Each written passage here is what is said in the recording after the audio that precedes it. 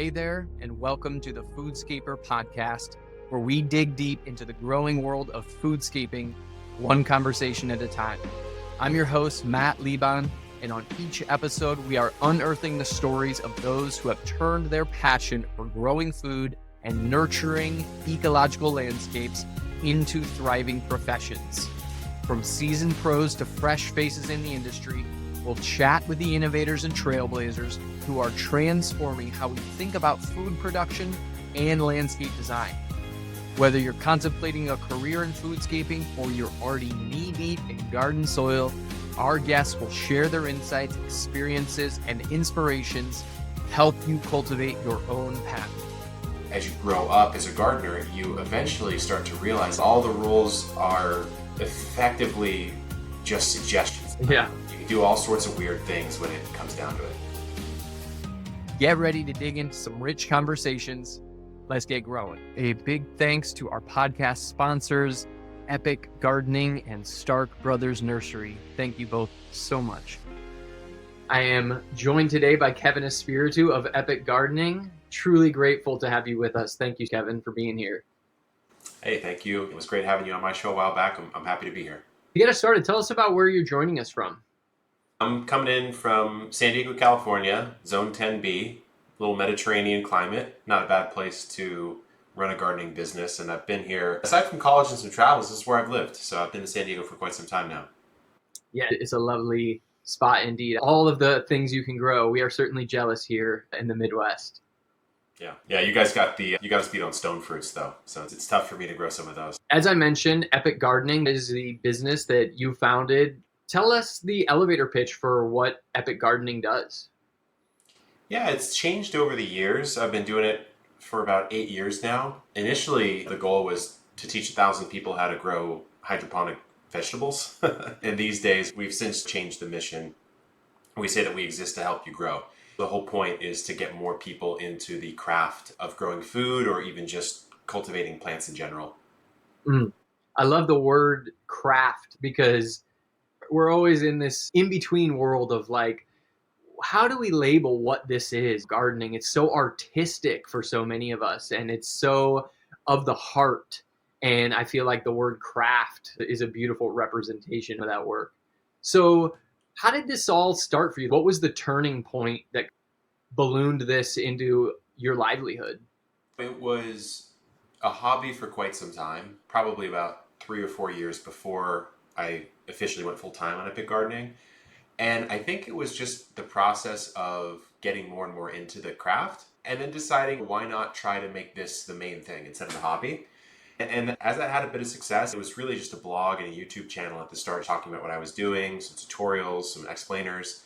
As that started to snowball, to me, that was my escape velocity in the early days. If I can pay the bills, then I don't have to do these other jobs that I don't prefer as much. That was really the initial impetus. And as it started to scale up, more opportunities arose. But really, at the start, it was just I wanted the freedom to do exactly what I wanted to do. Yeah, I think that resonates so much. Were there any moments in that early time, like when you were in the garden with a friend or anything, when like that magic of gardening came out, or you're like realize like this is freaking amazing, like this is what I need to be doing all the time? The story that I tell a lot, it's really the first story of growing plants for me because I didn't grow up doing it. I was a very sciencey, nerdy sort of kid growing up, but for some reason hadn't gardened aside from that experiment growing a bean plant in like third or fourth grade. Pretty classic. So it was a summer. I was with my brother. He's younger than me. He had just got out of college for the summer, and we wanted to do something. So I offered gardening as an option amongst others, and he chose gardening. So he actually ended up going to the nursery. We went together, and he bought basil plants and just put them in containers like a normal beginner gardener. Took them from starts, didn't grow them from seed, just some of the basic things you might recommend to a beginner. I set up a 5-gallon deep water culture hydroponic system to grow cucumbers and grew them from seed. They tasted pretty bad, but something about watching the plant grow and the fact that I could create this little mini ecosystem for the plant and it would express its growth potential in different ways. Unfortunately, not so well, but either way, the fact that it would grow according to the conditions you gave it, I found fascinating. And so ever since then, I've been gardening in some way or another. The early days, it was hydroponics, but it's expanded quite a bit since then. Was it a botanical interest cucumber plant that you got? Yeah, the thing that makes it so memorable is the Botanical Interest seed pack just looks so different Yeah. with the artwork and the sort of white cream packet. And so it was a cream white packet with a cucumber on it. It was a Marketmore 76.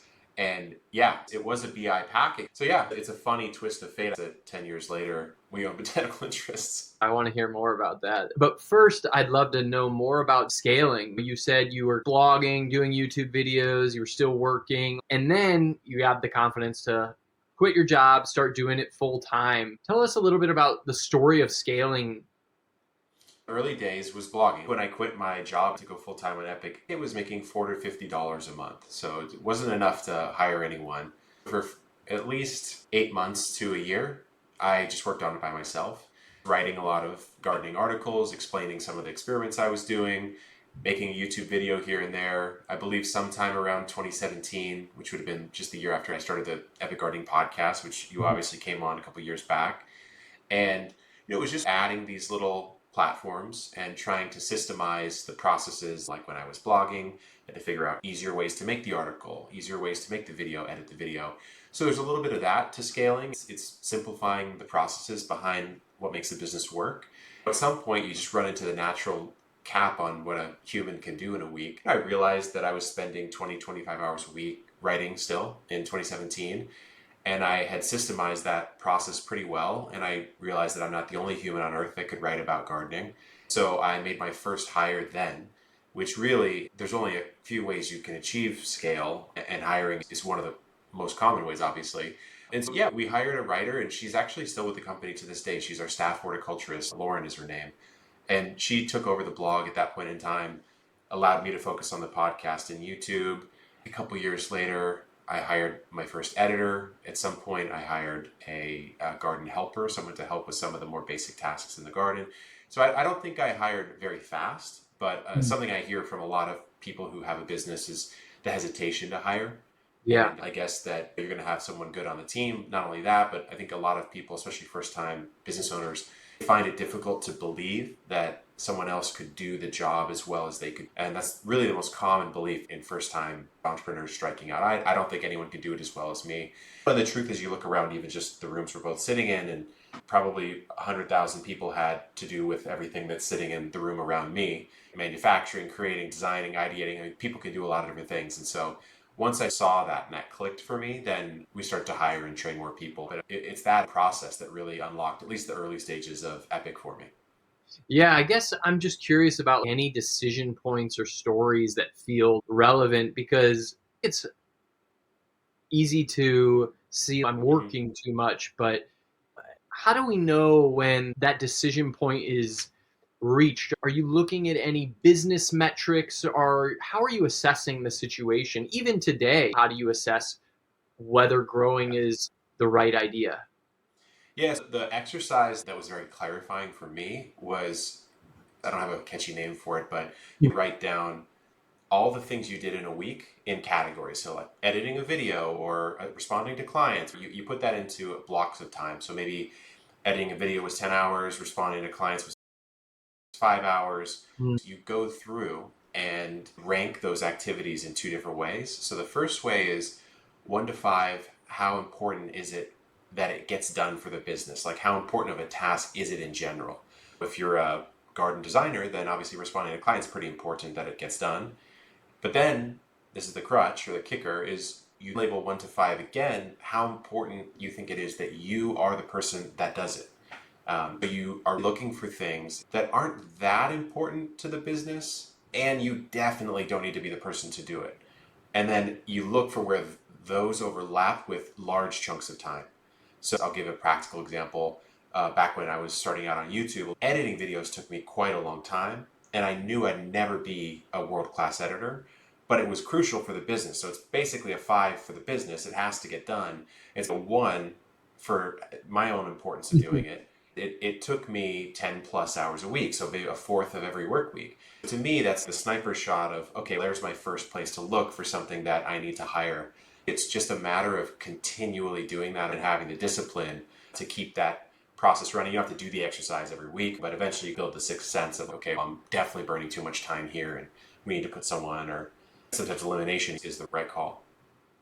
Yeah, that really resonates for me. I like that activity. I think we need to label that the Espiritu method or something like I that. don't know if I invented it, but I'll take the credit, sure. It sounds like a really helpful exercise. It makes perfect sense to me. It makes me think of this other thing that I've seen you do really well, which is collaboration, not just like hiring, but in the real sense of like collaborators with your brand. I'm curious about your strategy and your approach because you are such a figurehead of the epic gardening business, and you start to see new people on your page and you start to see other faces, and it's okay, what was Kevin calculating in thinking about collaboration here?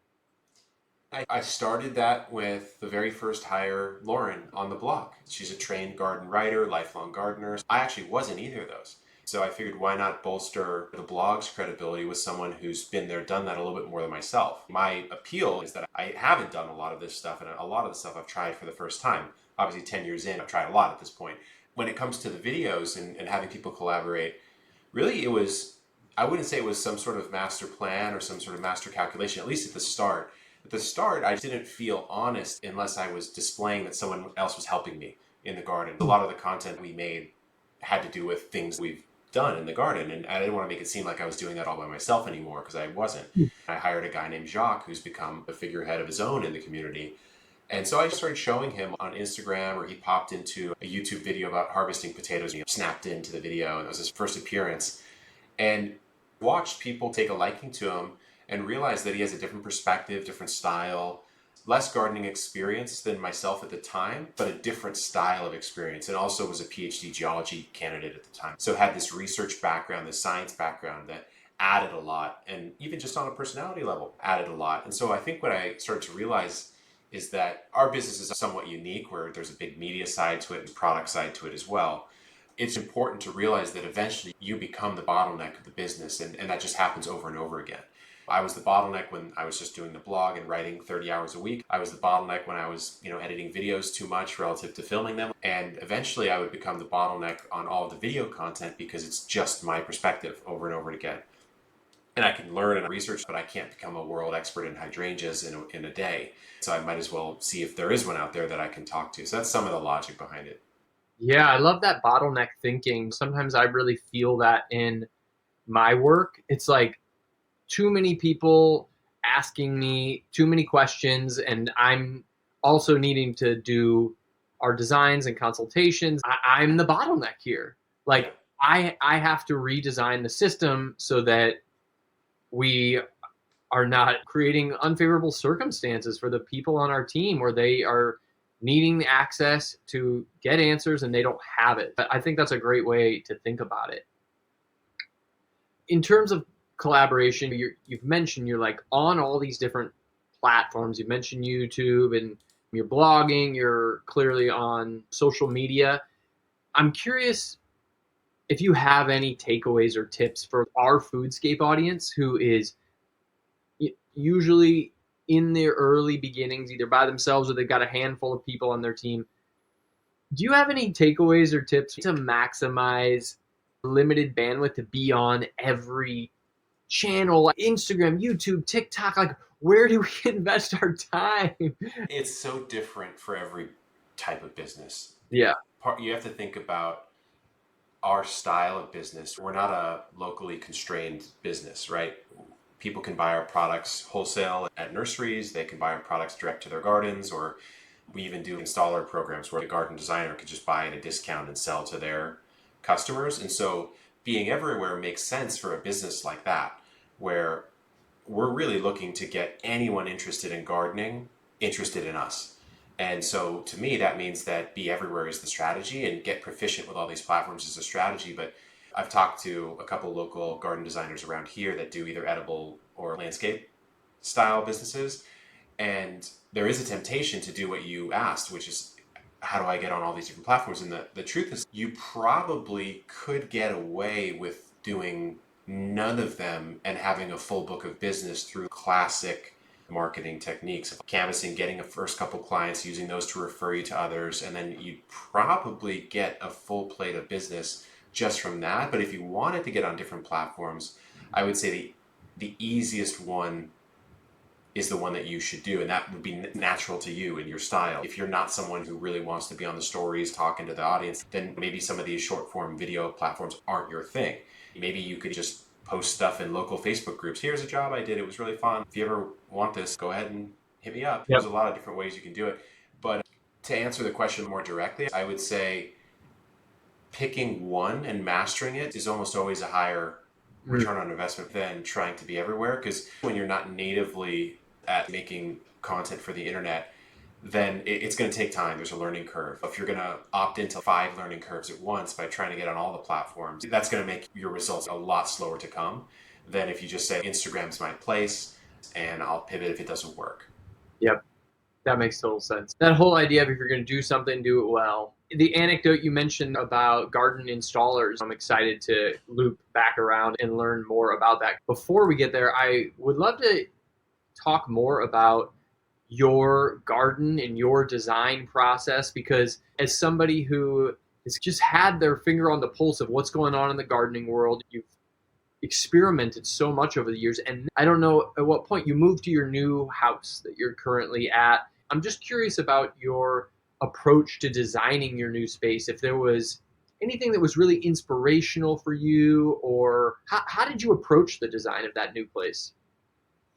Yeah, when I moved in, it was about 4 years ago, and I had a true blank canvas. There were like a few trees. The yard was scraped, and it was either weeds or some wood chips and perfectly flat.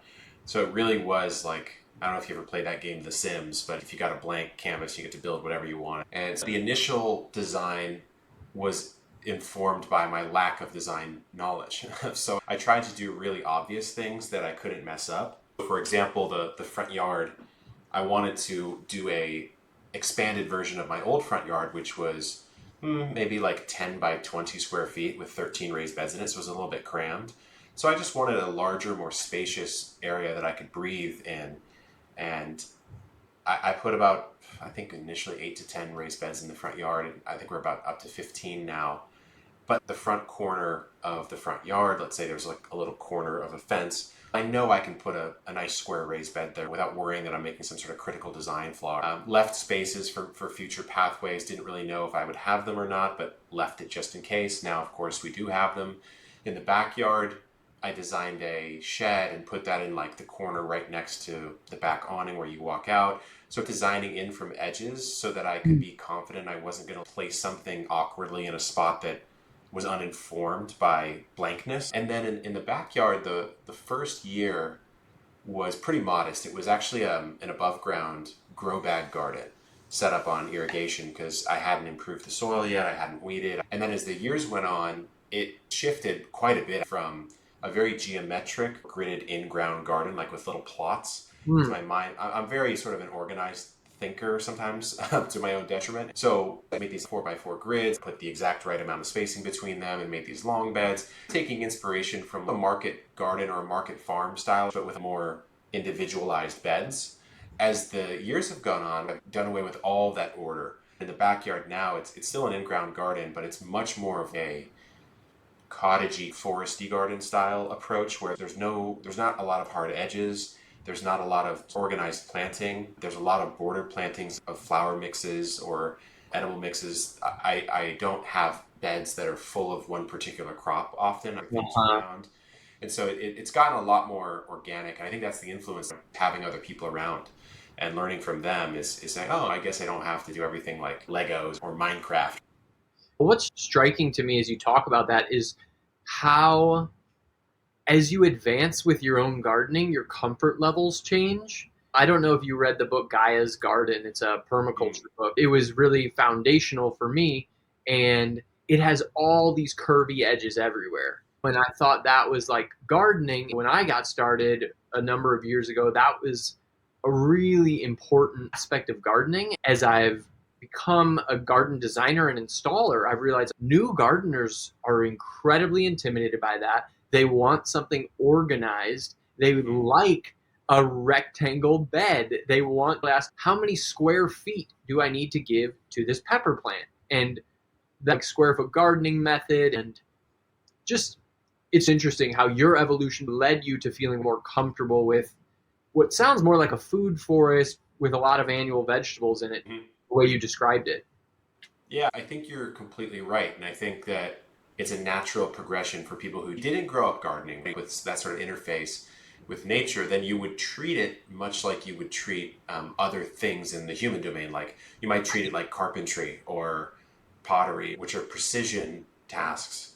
And I think that's why square foot gardening took off. I was working with Mel Bartholomew, who's the author, maybe 14 years ago. This is when I first started working with Mel. And that's why his book took off. He was a civil engineer by trade. So he didn't understand gardening. He systemized it and broke it down to something that you didn't have to understand to succeed, which is why it worked. But I think you're completely right. As you grow up as a gardener, you eventually start to realize all the rules are effectively just suggestions. Yeah. You can do all sorts of weird things when it comes down to it. Yeah, I mentioned the permaculture book, Guy's Garden, and you've alluded to this non-linear gardening style that you've evolved into a little bit. I'm curious what your relationship has been with edible landscaping and permaculture and just that whole movement that is a little bit outside of the standard annual vegetables. I haven't studied it deeply, but a lot of the principles are learned from observation of nature. There's a lot you can pick up over the years, I wouldn't say on your own, but like with observation from the garden. And it starts to make a lot of sense when you think about designing a space through that lens. My one gripe about some of the permaculture terminology is that it depends on who's saying it, but sometimes I feel like it's a bit exclusionary in the way that it can speak about how to do things. That being said, there's so much value in it. And edible landscaping, I've started to get into a few ideas that I think are really nice. Getting more into perennial edibles like artichokes or asparagus, or designing something like a potato hedgerow and growing potatoes in a line where you might put a flower bed or something. Because potatoes, to me, I think they're a pretty plant, especially when they flower. I took that idea from a YouTube video of a guy who does front yard market farming. He plants potatoes as a border plant around his edible garden. Of course, it's still an edible. So there's just a lot of creative ideas. And when you get into the true potential of the permaculture approach, it gets really exciting because you're effectively redesigning a natural landscape, but replacing it with all the different plants that provide something to you that you want versus happen to fill that role in the guild or in the layer. So there's something to it. I could stand to get a little deeper into it, I think.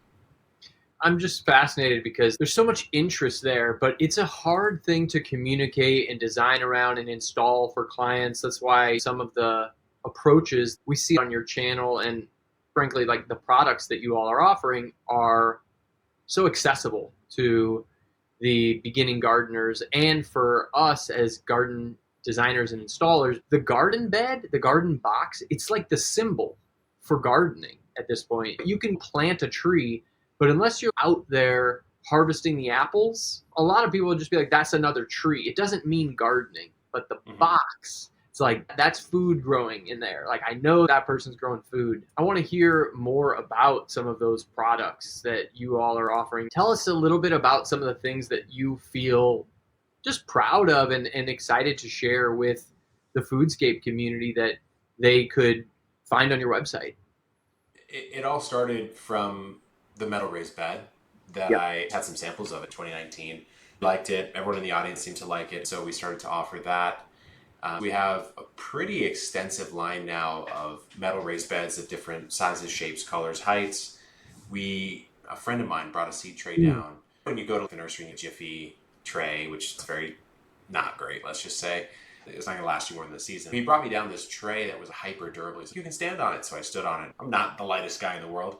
I stood on it, it didn't break. And I was like, you know what, let me try this tray out. So we started offering the Epic 6L tray, which is the flagship line there. But we've since expanded that out to about 10 different trays, including a hyper durable 1020 nursery propagation style tray.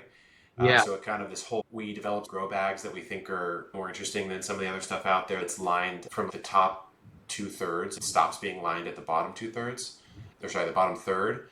And that's because grow bags super durable for an apartment gardener or a smaller space gardener, but they tend to dry out quickly. We mitigated a little bit of that by putting that liner in there.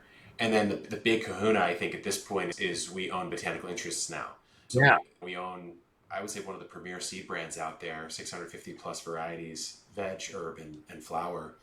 And yeah, that's at nurseries, but you can also order it from our store. The thing I've been working on lately is we have a big audience of people who just want to grow in their own homes. They want access to a garden, but don't necessarily have the skill or time to do it themselves, especially that initial build out, which is like probably where a lot of members of the Foodscaper community, that's where they make their living. And so we've worked with a few designers in our area of expertise, which would be the standard, call it edible garden, more classic style garden.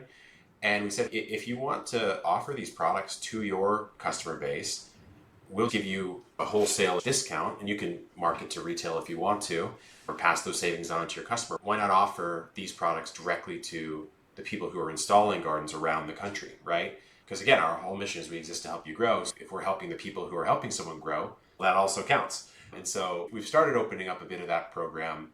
I guess we're calling it the Garden Installer Program. But yeah, that's one of the things that we're excited for next year. Yeah, so that's something that you're going to launch next year or on the website now?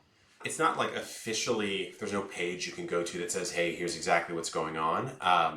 But yeah, we do it. If anyone wants to talk about that with us, you can send me an email, kevin@epicgardening.com, and I'll send you to our team. I found with garden installers, they do more of the traditional sort of fancy raised bed garden install versus maybe a Foodscape style system. Regardless, what I found is there's a few ways they can make money. They can make money on the install itself, less materials and time. They can make money on a maintenance contract where they come back and service that garden. And they can make money sometimes on the materials themselves. And that's part of what we were trying to offer is, look, there's nothing wrong with you buying something wholesale from us or another supplier, like the lumber that you might use to build a bed, and just marking it to your client at the retail price of it, which is what it would cost them to do it themselves. And so it's trying to give a little bit more margin back to the businesses that run this. I believe in the garden design and install business quite a bit. I think it enables access to people who will not garden themselves unless they have someone help them get that start. And so that's the whole idea behind it. I'm curious if you have any more thoughts on that, because that's our whole sales pitch is we're trying to meet that market demand for the people who watch your videos and then they're like, I really want to do this, but I tried it and failed because I was too busy to water my tomatoes. I don't know where to plant anything. So yeah, I guess I just want to affirm that I think you're onto something really powerful there from my perspective. As the garden installer movement, as the Foodscape installer movement grows, it can be exponential growth for the amount of gardens we can all create together. There's always going to be a sector of the DIYers, and then there's always going to be a sector of people who are just frankly not going to do it unless they can pay a professional. Oh, 100%. Yeah. And I think it's creating a class of business owner that's a very productive owner to exist in the country. If you have someone who can dominate a subsection of San Diego doing installs of productive edible gardens and make quite a good living doing that, then that's a wonderful way to make a living versus some of the other ways that person may have had to make a living in the past. So the more of those people, the better, because it creates the gardens, like you mentioned, that wouldn't exist because someone's just not going to do it unless they can pay someone to do it because it's not in their core interest. There's all sorts of things that I used to think I can get everyone to garden. There's a way to get everyone to garden. And it's not true. I just don't think that's factual. It's just not going to happen. In the same way that not everyone's going to install their own AC unit or build the chairs that they sit in when they have a beer out on their porch. We have to be realistic about that, and I think it's great that the work you guys do and some other folks out there just help more people get in a position where they can build gardens. Yeah. Are you finding yourself curious about what it takes to make foodscaping your profession? Head over to thefoodscaper.com, check out our free tool shed of webinars, learn about designs, writing a proposal, rainscaping, sourcing plants, and so much more with those tool shed webinars. Visit thefoodscaper.com and start your journey today.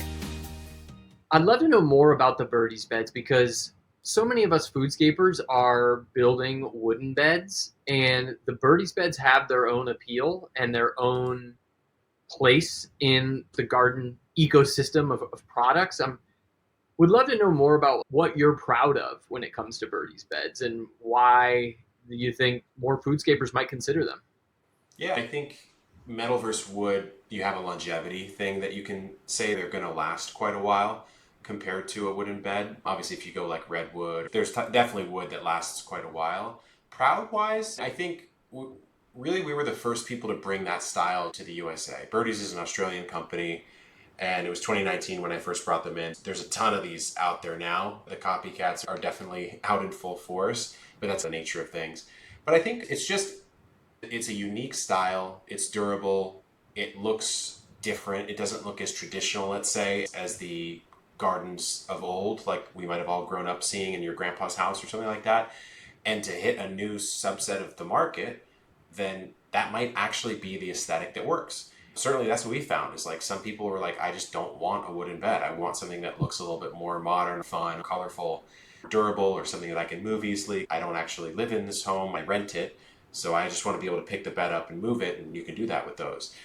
I would hesitate to say it's strictly better than wood. We actually offer wooden beds now as well. I love cedar personally. I'm a big fan. So I don't have only Birdies beds in my yard. The style took off, and I think it just appeals to a different, perhaps a younger market sometimes, a little bit different aesthetic.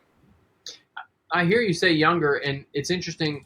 We've used them on some jobs, and we bought the tall beds. Like I forget how tall, but they're tall. They're Yeah, way 30 big. inches. Yeah, they're quite a bit taller than the wooden ones that we usually build, which are maybe 18 inches tall. I felt really good about that because the taller that a garden bed gets, just like the more funkified it's going to get over the years. And I don't have that proven, but when I think about how wood moves over time and all of the screws. It just feels like metal is especially a better choice for the clients who really need like a tall bed because Yeah. it's a tall bed or no gardening. The idea of getting down to the plants is just not an option for a lot of people.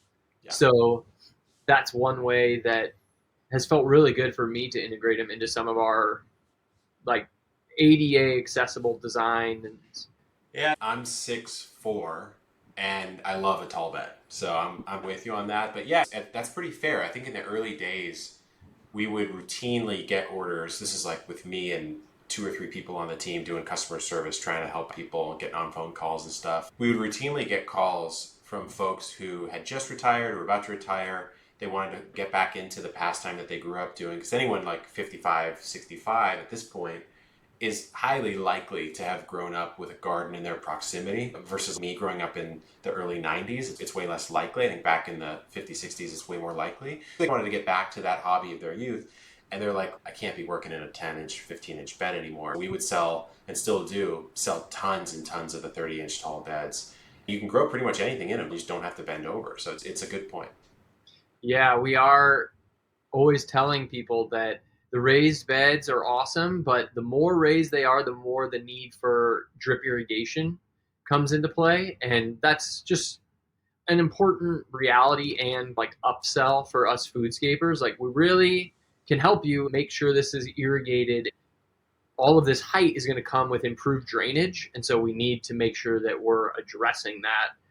Yeah, so we had one last year where we took it off and we're going to bring it back because we're redesigning a little bit of it. I think that there's a couple of things you run into with the tall ones. One is just the sheer volume of soil that you want to fill it. In most of mine, I've put a bunch of logs in the bottom. Probably about half the volume is logs and sticks. Then you fill it up and spray the soil mix in to the crevices so it doesn't sink a ton. And then as you fill it up, you use the better quality soil on top. Then you also have the drainage and the irrigation. And I think after a certain number of raised beds, maybe about 4 or so, I would recommend everyone get on drip irrigation. At 4 beds or so, you can handle most of that yourself. But to me, drip irrigation, I think of it as like the base level insurance for the garden now. So I know all my timers are set up so that it's going to get at least the bare minimum water it needs. I can always come out and do the extra if I need to.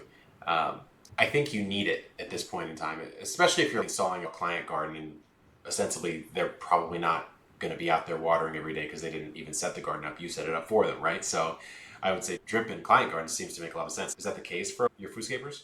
Totally. And for foodscapers out there listening, I have found it to be just such a exciting part of the proposal that I give to clients, because they're like, oh, you're going to do the drip irrigation on a timer. I never have to worry about watering again. That's going to solve all my problems right there. And it's a pretty inexpensive and very low skill level thing to be able to offer, but is very intimidating to people who have never done it before. That's what we ran into. Jacques and I designed a drip system for raised beds, for the Birdies beds, that we offered for sale a couple years back. And it was a really good system. It was a header row with drip tape coming down with little stakes, very organized and neat. We even had these 2 drip lines with these like 360 sprayers that would do like a germination irrigation. You could toggle that on or off, which I thought was really cool. The problem is, if you understand drip irrigation, then it's very simple to put that together. If you don't, it literally is the most intimidating thing ever. And so we wanted to take it off the market and bring it back once we'd redesigned some simplicity into it. But I can imagine for a client, if you go and say, hey, I'll set all those timers up. Yeah, you'll have to go out and tend to the garden for sure, but like the baseline watering is okay. You don't have to worry about it. What a sigh of relief. And since you're the installer, and drip irrigation actually is not that expensive to buy. It's just the know-how of setting it up for that individual's exact situation. That's really what you're charging for, I would say. And you're charging for peace of mind, which sometimes can be priceless. We got a package and box that drip irrigation, you're paying for peace of mind. Yeah. So the raised beds, you mentioned the really durable plant trays, which I must say I need to try those, because I have so many defunct, decrepit plant pots and things like that. Any other things that you'd put on our radar that feel relevant for foodscapers? Yeah, I haven't talked to the team about this, but I am the CEO, so I'll just say it. If anyone wants to try our seeds and offers our seeds to their customer base, I don't know how often are the clients of a Foodscaper installer growing their own stuff out from seed, and how often are they just what's planted by the installer? I think they're mostly growing what's planted by the installer. There's 2 whole worlds of foodscaping businesses. One is companies that have a coaching program where they sign up for veggie garden coaching and maintenance. You might go out every 2 weeks. We've talked with a few different people on the podcast this season. They have a crew of people who are going out every 2 weeks. They're seeding, they're taking care of the garden. With Custom Foodscaping, the company I run, we do not provide that service. And we then are making all these like recommendations of like where to buy seeds, what seeds to buy. We're encouraging people to go to this nursery, and we're that connection point for them, of course, like their trusted expert for getting all of those items. So I don't know if that answers your question, but I think it's a little bit of both. We own Botanical Interest, which is in about 60% of nurseries in the country right now. So you can find us at most of them. But we also ship direct. So we can ship directly to an installer if they want to offer seeds to the client. Or we can do some sort of situation where if you guys like botanical seeds, obviously you got to like the seeds, but if you like the seeds and recommend them to your clients and they purchase, we can do some sort of affiliate commission. We can put the information on how to get in touch in the description. Yeah, definitely. We can absolutely make that happen. Seeds are such a huge part of this foodscaping world. I don't want to pass over this too quickly. What attracted you to Botanical Interests? There's obviously tons of seed companies out there. I'm curious, beyond the beautiful imagery, which has totally won my heart over on many garden visits. These seeds are gorgeous. They feel authentic. They feel like how I want to be in the garden. Yeah. So like, yeah. The coolest part to me about the photos is that we hire botanical artists. So we hire people who are trained in drawing plants true to form, like actually what the plant looks like. Because if you're not going to show a picture, then the drawing actually has to be realistic of what that plant will look like. So we actually hired botanical artists, which is really cool. What I like about the brand is we saw Judy and Curtis, who are the founders of Botanical, and we were looking at purchasing the company. And there's a lot of heart that they put into this. They both came from the nursery trade. They both worked in retail nurseries. They worked in sales in those nurseries. They saw pretty much everything. And to me, creating a seed line with those roots is such a cool story compared to I saw a market opportunity and I took advantage of it or whatever. There's a lot of heart to it, and the process by which they receive, test, germinate, GMO test, organic test, pesticide test, etc., the seed, store it, pack it, all this sort of stuff, I found absolutely fascinating. For Epic as a business, what better business to get into than seed? We exist to help you grow. You need either a live plant, which is hard to sell on the internet, or seed, which is not only not too hard to sell on the internet, but also the literal start of the journey. There's a lot of metaphorical significance to it, and it made so much sense with what we do. A lot of our work is educational in nature. You don't have to pay us anything to watch most of the stuff that we produce. And so if we inspire you to grow something like alyssum and we have that seed, we're able to make a little bit on that piece of media. Yeah, I think it's a super logical extension of your offerings, and a really sweet one, because it's like a living thing. It doesn't feel like a product. It's holy. It's like the start of life, as you mentioned. So I love what it does for your brand and that whole mission you keep mentioning, which is like, we're here to help you grow. Hearing you say that a few times, wow, that is a really helpful marketing strategy, or even a corporate alignment strategy. Having a slogan or a mantra that helps to figure out where to go in the business, and are you staying true to self? And I think that Yes. all business owners can utilize those parameters to help ensure that we are on mission. Yeah, I think that it took me a while to get my head around mission statements and company values. It sounds kind of corporate, honestly. It sounds a little bit boring. And I think when you get to certain scales of business, like you look at like a Fortune 500 company, their values tend to be very blasé, like truth. We believe in truth. No one's going to say, I believe in lying. No one's going to take the opposite of that. I like a mission that clarifies decision making. Are we making this new product just because it makes a lot of sense and maybe it'll make a lot of money? Does it help more people grow? Yes or no? You can kill almost good ideas by running it through that. I totally agree with you. It helps you stay on mission, if it's a good mission statement, at least. Right? Make sure you start there with one that feels really good in your heart and speaks to your values. The 2025 Foodscaper Conference is right around the corner. This isn't a watch while you unload the dishwasher kind of conference. It is a 2-day immersive and engaging learning experience. It's happening online February 12th and 13th. So clear your schedule, line up the childcare, get ready to dive in. You'll be making plans for your year alongside the best minds in pro edible landscaping. The top experts gather only once a year to share insights, answer questions, and help you grow. So don't miss getting your seat at the table. Register now and get a 10% off code, which is podcast at thefoodscaper.com. We'll see you there. You've obviously seen a lot over the years. How many years has your journey been now? About 8 years now. Yeah. And you've been such an important influencer in getting people inspired to garden and planting those seeds. So I'm curious about how you see the future and some of the things that you're excited about in the short term or long term, or things you'd put on the radar of foodscaping professionals who might have their head down.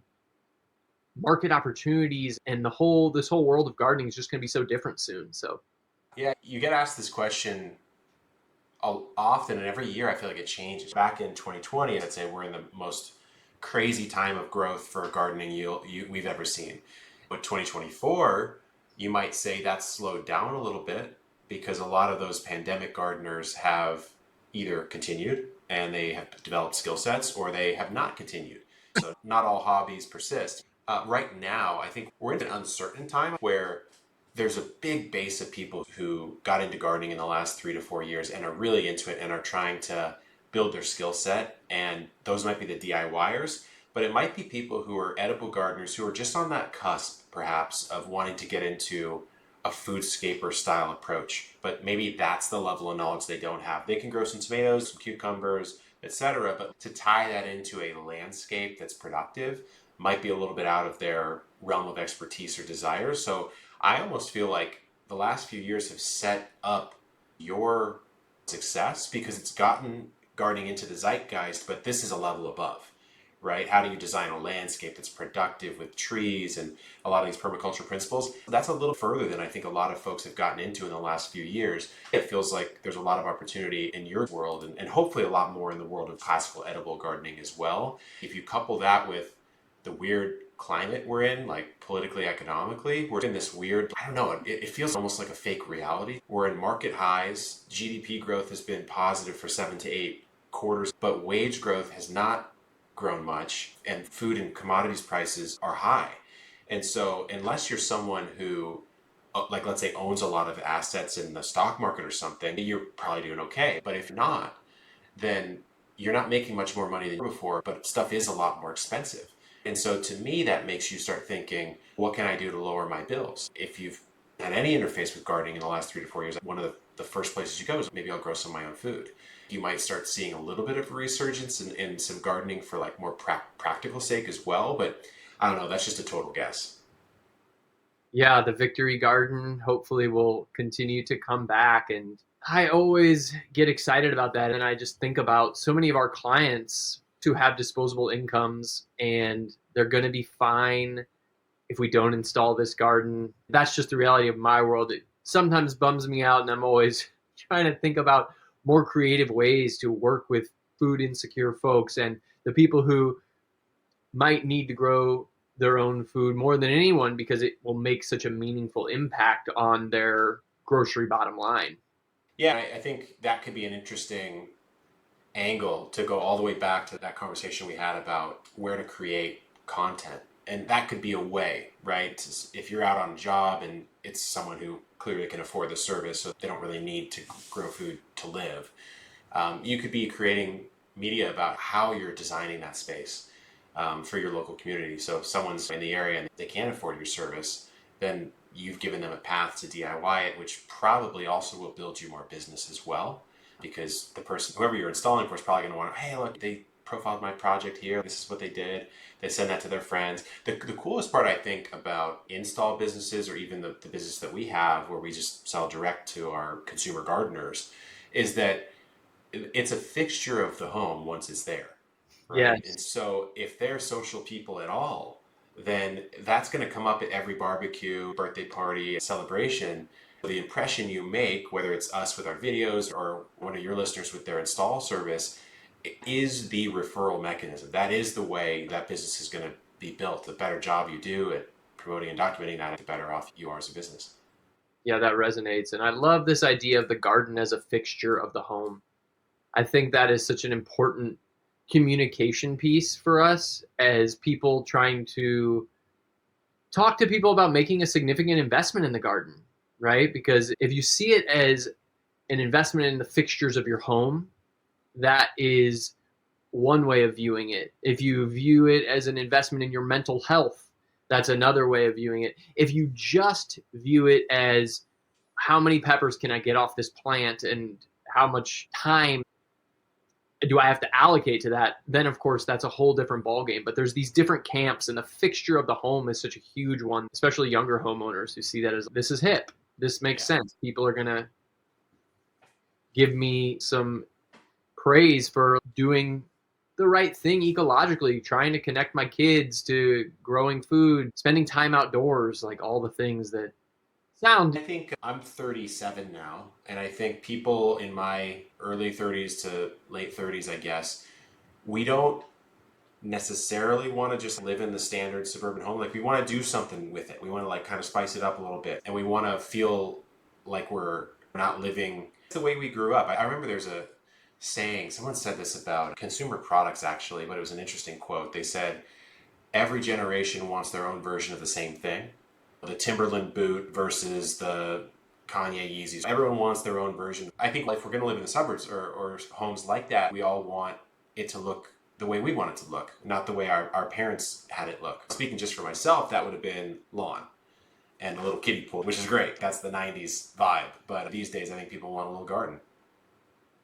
Oh man, I sure hope so. And I think you're proving that they do because of all the success that you've had. And it's super inspiring. I think it's probably helped create a lot of new gardeners who have then reached out to Foodscapers to help them make this possible. Of course, all of us Foodscapers are dabbling in all the content that you are putting out to help us become better growers so that we can be those experts for all of our clientele. So lots of ways to plug in, and just a lot of gratitude for the work that you've done over the years to help get the movement here to where it is. And to close us out, I'm curious if there's anything you're growing this year or any experiments you've run that feel like really fun and life-giving for you right now. I think I finally got growing hops to work. So we're growing some Cascade hops up the greenhouse in my backyard, which that took a year of failure to figure out. This year was a crazy melon year. I've grown 20, 30 pound watermelons, quite a few, like too many of them, frankly, at this point in time. Those are a couple. I grew way more corn than I've ever grown in my life, and I didn't get hit with the corn earworm this year, which was great. Last year, I planted a lot, and I lost a lot to the earworm. I planted more, and then I lost none, right? That's the kind of the irony of the garden sometimes. But those are some of them. We actually set up a test garden in the backyard, which is 16 4x4 plots, and we're testing all sorts of different things. We just finished a round of testing. We're going to do another round, and we're just trying to say, is there a best way to grow potatoes, or how deep do you actually have to bury them, or how can you transplant tomatoes differently? So to me, that's the heart of what I like, is experimenting and finding things out. So we'll see how some of those go next season. I love those experimentation videos. That's some of my favorite stuff on the internet, because after you've gone through those first years of learning how to grow and you feel really comfortable, and maybe you're even teaching people at that point, you get stuck in your methods. Those really help me grow as a gardener and be like, you know what? I'm not growing potatoes the best way, actually, even though this has worked for me. Totally. And I love that you're growing hops, because that is a really unique edible landscape plant that I would love to be growing for more of our clients. You can eat the shoots, and it comes up every year. That's a cool one that hopefully we can check out. Is that one that we can see a video of, or is there anything? We'll probably see it next year. It's just establishing now, so I don't have much to say about it next year. That, and I think our asparagus is finally fully coming online after 3 years now, so that'll be a good crop next year. Yeah, those are the fun things that so many of us foodscapers, we install a garden, but then it's, what about all these other things? Can we do hops against your wall? Can we bump out an asparagus patch out there in the yard and expand the actual vegetable garden into some of these perennial crops? Yeah. Thank you for that food for thought and those fun experiments. Kevin, I will use this opportunity to say goodbye. Thank you again for joining us on the Foodscaper podcast. We certainly hope to keep you plugged in to our network. We'll get links to the myriad of ways they can check out the different things that you're selling. Wishing you a beautiful rest of the week. Thanks again. Hey, thanks for having me. It's been a pleasure. If this podcast inspired you or taught you something new, it would mean so much if you could give us 30 seconds of your time, follow or subscribe to the Foodscaper podcast. And while you're there, if you could give us a 5-star review or rating, that would be so greatly appreciated. These small acts help us grow the foodscaping movement. Thank you for listening to the Foodscaper podcast. Keep growing. Big thanks to our official fruit tree nursery sponsor, Stark Brothers, for supporting today's episode. Stark Brothers offers a survival guarantee on their plants for the first year, and my company, Custom Foodscaping, relies on them every year to source quality fruit-bearing plants. Shop at starkbros.com. Big thanks to our official garden supply sponsor, Epic Gardening, for supporting today's episode.